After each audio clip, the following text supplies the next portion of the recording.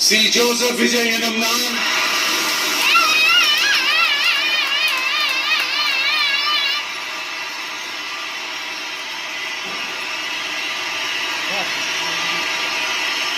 சட்டப்படி அமைக்கப்பெற்ற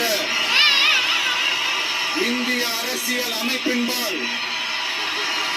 உண்மையான நம்பிக்கையும் மாறா பற்றும் கொண்டிருப்பேன் என்றும்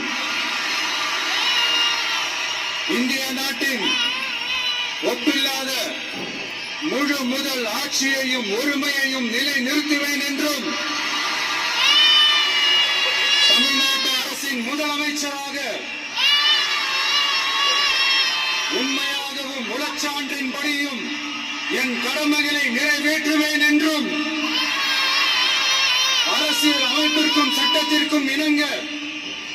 அச்சமும் ஒருதலை சார்பும் இன்றி விருப்பு வெறுப்பை விலக்கி பலதரப்பட்ட மக்கள் அனைவருக்கும் நேர்மையானதை செய்வேன் என்றும்